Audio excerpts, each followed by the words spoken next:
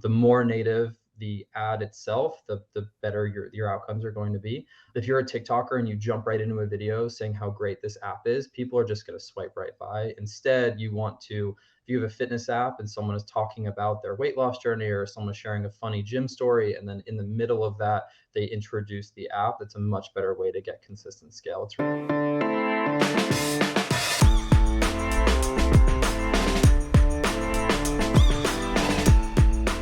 Can you kickstart mobile app growth sustainably with influencer marketing? And if so, what does it take?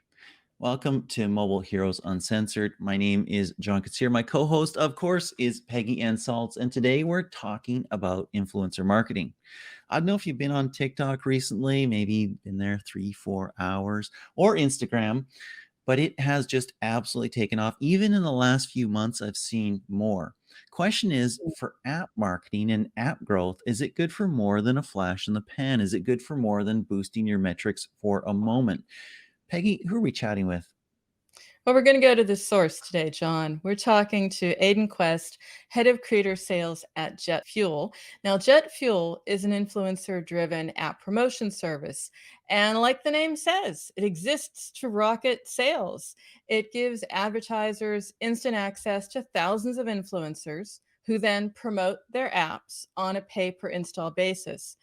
And Aiden, our guest, well, before joining JetFuel, where he focuses on building the creator economy, as he should, he worked in strategy consulting focused on tech and M&A. So he is in his element, and in his free time, you'll find him outside of the element, although I think he's also a bit of an influencer. He'll be talking about that as well. Hobbies such as yoga, DJing, cycling, cooking, playing guitar, all around talent. And here he is with us today. Aiden, great to have you. Thanks for the intro, Peggy. Hey, super pumped to have you. I mean, look at that. That's perfect influencer. Look at that background, perfect lighting. I mean, color is amazing. This is the real deal. You would think that after a couple years of pandemic and working wherever that people would have their setup, but no, they don't. Aiden, let's talk about influencer marketing. How has it evolved and changed just in the last year? I mentioned in the intro, I've really seen an acceleration of it.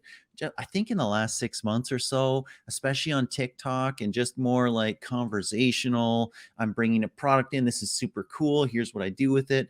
What have you seen over the last year? Yeah, certainly. It's a really dynamic industry, and depending on where you sit in the advertising ecosystem, you might have a slightly different answer to this question. But I think from my perspective in the app world, we've seen the proliferation of TikTok's expansion, whether that's the pace of creator scaling, whether that's the breadth and the content that's being shared. Additionally, just the expansion of short form content as a whole, YouTube rolling out shorts, Instagram continuing to push reels, and the way that that kind of influences how we work with advertisers, I think is a pretty big component to how we've kind of made it work with apps. That makes so much sense. I've seen so much buzz around the short form videos on YouTube, and I've seen some people who have gone astronomical with YouTube. I'm thinking, Peggy, we Mhm. need to do this, but that's for another day. Yes, yes. It's where you need to be. But I wonder sometimes because at the other end, you're supposed to be human. You're supposed to bring your whole self to your social media. So the challenge with influencer marketing is around scale, really. How can you scale but still have a great influencer brand connection, also with the audience as well? So this is something that's also gotten a lot easier, I think, in the last year or so. There are a lot more tools available right now to help identify and find the right influencer for you. There's a handful of CRMs out there. TikTok has also taken a big step forward in actually helping advertisers with this exact problem. They launched their TikTok creator marketplace, so you can go in and search for similar creators. You can see pricing, you can see the age demographics of various influencers. It's a bit harder to do on other platforms, but there are third-party solutions like Trend Pop or Tensor Social that really help you identify a large enough set of influencers that might be a good fit for you. And Peggy, as you mentioned, getting consistent scale is something that's very hard, and we can talk about that a little bit more. But kind of that first step is making sure you have a kind of like any sort of sales process. You want to make sure you have a big enough set of creators that you can reach out to, because you're going to assume that a handful of those are ultimately going to fall through. So the scale is one thing, continuity is another thing, right? If you're building an app, then you don't really want I mean, you like the spikes, but you don't like the cliff afterwards. Mhm. How do you make influencer marketing last? What's that look like? Yeah, so the consistency around influencer marketing is really about the number of posts you're able to get up in a set amount of time. And there's different levels of control you have innately with each of these pieces, but it's sort of that number of posts, the amount of views that you're expecting to get on those posts, sort of how well that ad is going to convert to clicks or installs or down funnel metrics, right? Each of those elements is either more or less difficult to control for. I'd say the one that I think early advertisers struggle the most with is that like number of views on an ad component. There's some element of this that is random. You might, and we've seen this in our business, we might have out of nowhere an ad that we didn't think was going to do that well, just get a ton of algorithmic engagement on TikTok, meaning that like the ad itself actually hits the For You page. And through a lot of like testing and practice, you can start to try to define some of that stuff for yourself a little bit more. I'd say for anyone who hasn't done a lot of influencer marketing in the past, doing a lot of research on creators, figuring out that kind of set of maybe like 10 to 15 you want to start reaching out to, and starting small, doing small tests, figuring out, if a creator has 100,000 followers, am I actually going to be able to get, 20,000 views on this ad or 10,000, whatever it might be, and really looking at engagement, running some small scale tests to see, and then sort of like incrementally scaling up. If you're a large company and you're trying to figure out how can you get more consistency and scale over time, a lot of your attention should be on the type of creative that you're making. The more native the ad itself, the better your outcomes are going to be. If you're a TikToker and you jump right into a video saying how great this app is, people are just going to swipe right by. Instead, you want to, if you have a fitness app and someone is talking about their weight loss journey, or someone is sharing a funny gym story, and then in the middle of that, they introduce the app, that's a much better way to get consistent scale. It's really all about being native.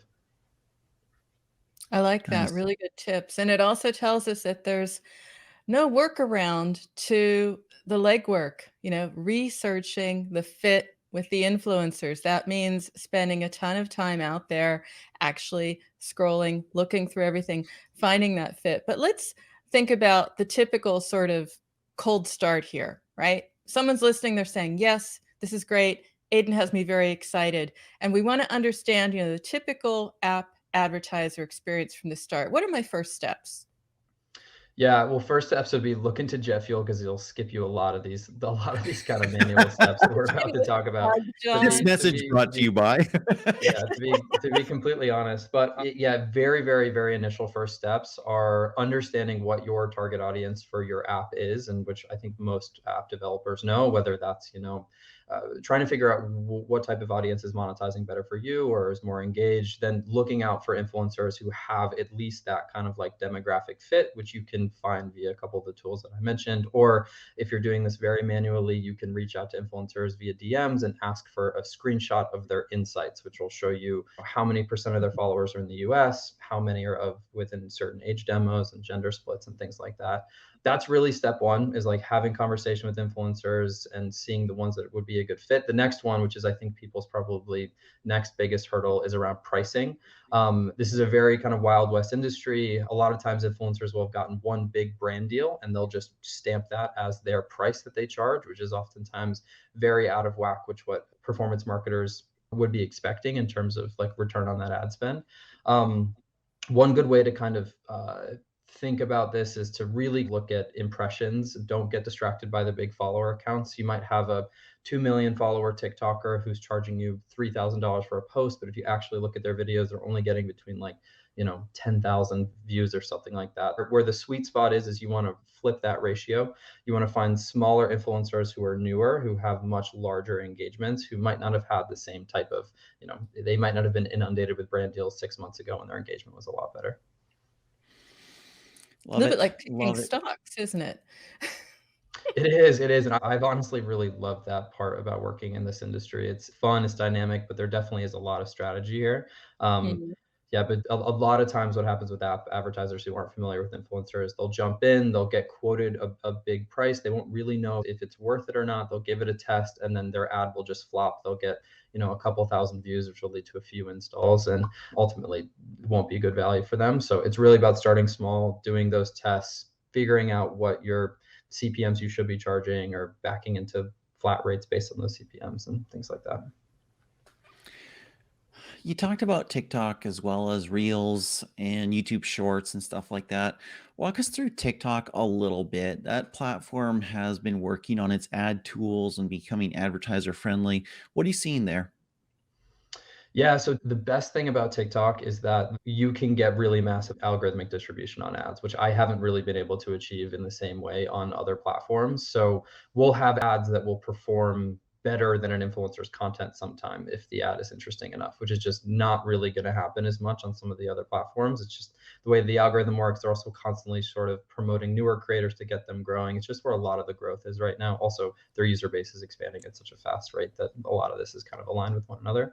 One of the biggest changes that TikTok has had, which should be very top of mind for anyone who's interested in this space, is they recently started something called Spark Ads, which enables you to programmatically push organic influencer creative.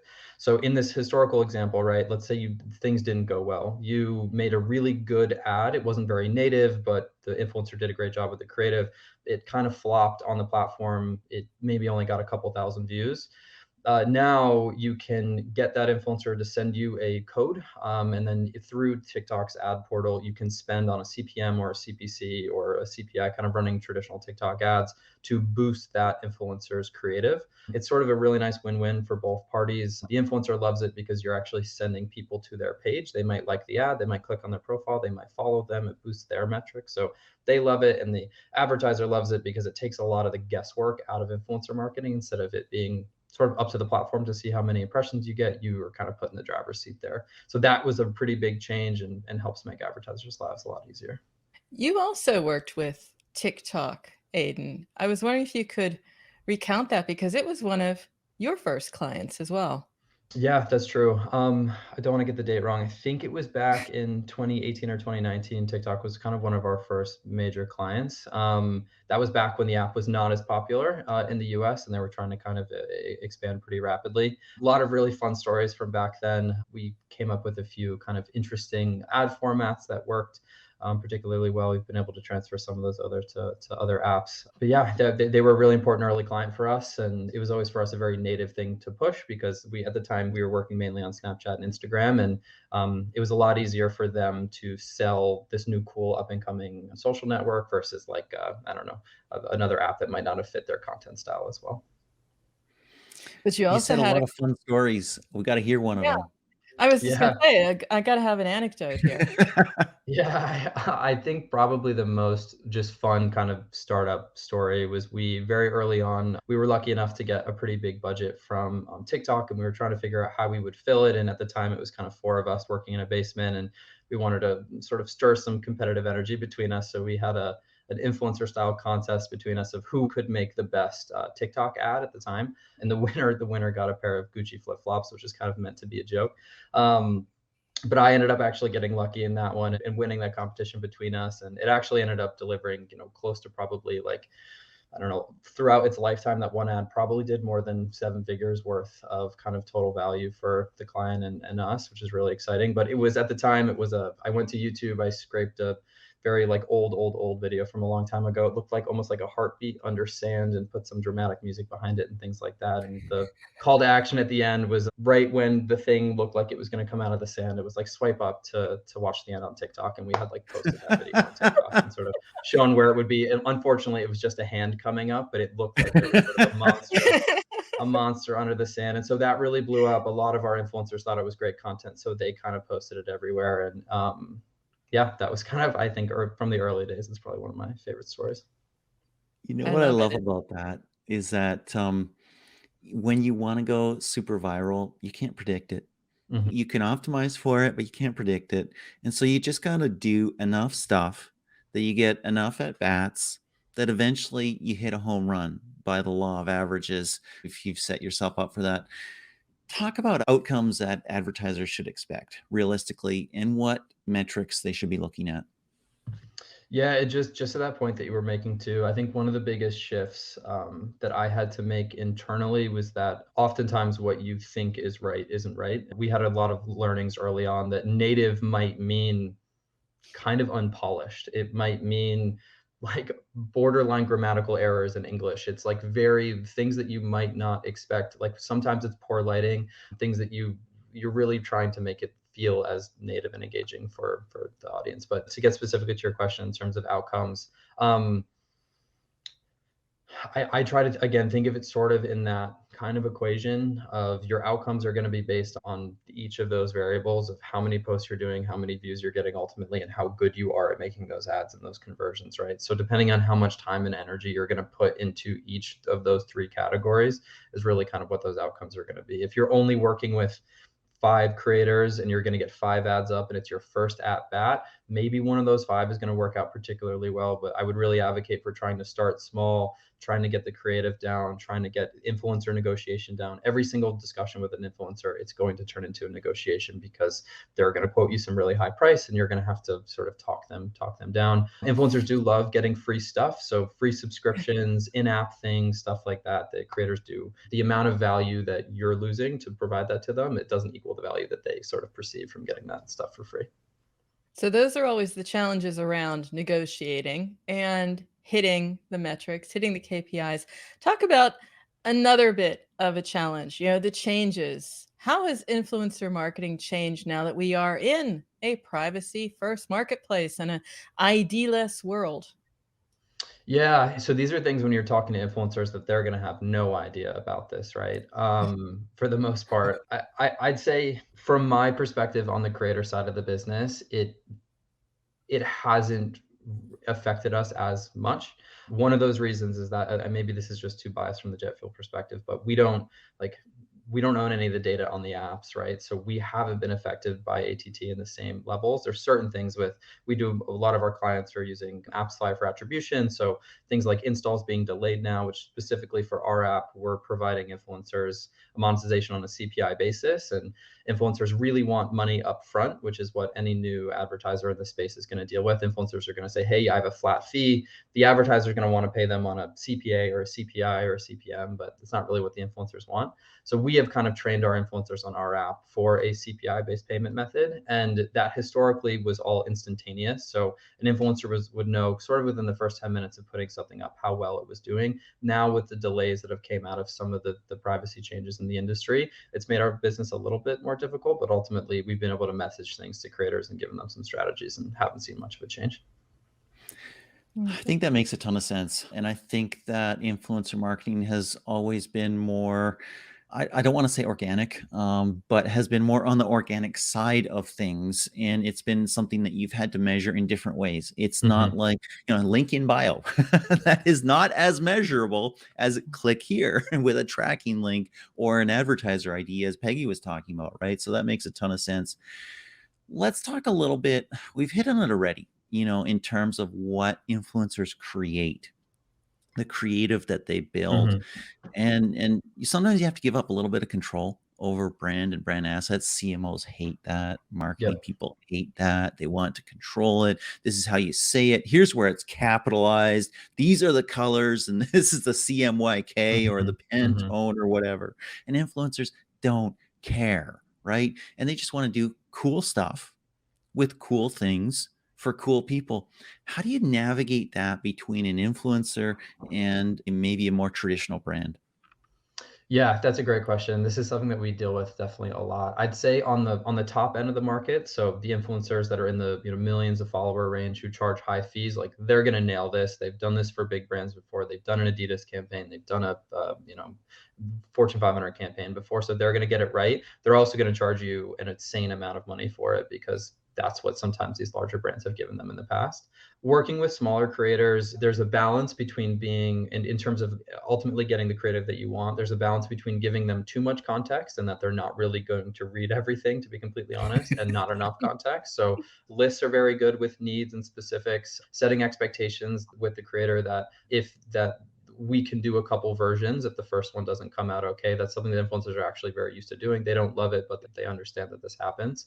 Something for advertisers to keep in mind too is that if you can come to a particular creator and show that you've watched their content, care about what they're doing, and have showed sort of how your app can kind of natively fit in within that content style, that's going to help your sort of conversion rate on actually getting a good outcome. So finding out influencers who are, either if you have a great game, find some gamers on TikTok or YouTube or whatever platform you're interested in. And then you can even go a step further. If they do skits, you can think about, maybe how you can integrate the app into the skit. All of that will help the influencer start thinking about things. And you can make sure that it's a two-way conversation too. You don't have to come with all the answers up front. Still thinking about your anecdote, right? The hand under the sand, and hey, got you a Gucci flip flop, so good for something.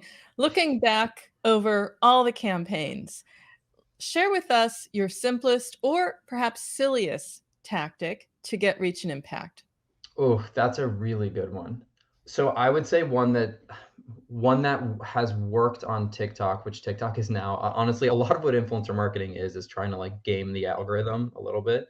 And so we had, I think potentially the silliest would be on TikTok. We had in the intro, there's typically like if you're trying to boost your engagement, if you're a creator, you'll say like, comment, share, or something like that.